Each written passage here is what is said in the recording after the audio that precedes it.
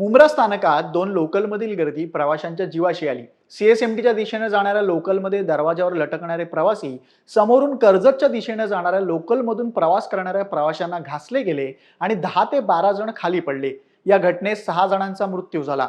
खरं तर मुंबईत लोकलमधील गर्दीमुळे सरासरी दिवसाला 7 जणांचा मृत्यू होतो, पण या घटनेत एकाच ठिकाणी 6 जण गेल्यानं प्रशासन खडबडून जागं झालं आणि लोकलमधील गर्दीचा मुद्दा पुन्हा एकदा ऐरणीवर आला। या अपघाताच्या पार्श्वभूमीवर रेल्वे मंत्री आणि रेल्वे बोर्डाच्या अधिकाऱ्यांनी इंटिग्रल कोच फॅक्टरीच्या टीम बरोबर बैठक घेतली, ज्यात लोकल प्रवाशांच्या सुरक्षित प्रवासासाठी रेल्वेनं महत्त्वाचा निर्णय घेतलाय।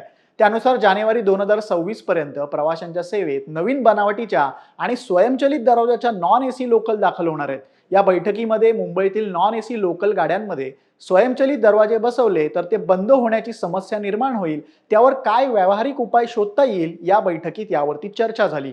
स्वयंचलित दरवाजांच्या नॉन एसी लोकलमध्ये प्रवाशांना व्हेंटिलेशन अभावी त्रास होऊ शकतो, हे गृहीत धरूनच नव्या गाड्यांचे डिझाईन तयार केलं जाणार आहे।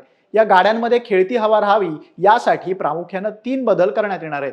बदल क्रमांक 1, लोकलच्या दरवाजांना जास्तीत जास्त हवेसाठी झापडं असतील। बदल क्रमांक 2, ताजी हवा डब्यात खेचण्यासाठी त्याच्या छतावरती व्हेंटिलेशन युनिट असतील। बदल क्रमांक 3, डब्यांमध्ये वेस्टिब्यूल असतील, जेणेकरून प्रवासी एका डब्यातून दुसऱ्या डब्यात सहज जाऊ शकतील आणि गर्दीचं नैसर्गिक संतुलन साधू शकतील। हे 3 बदल पुरेसे ठरतील का?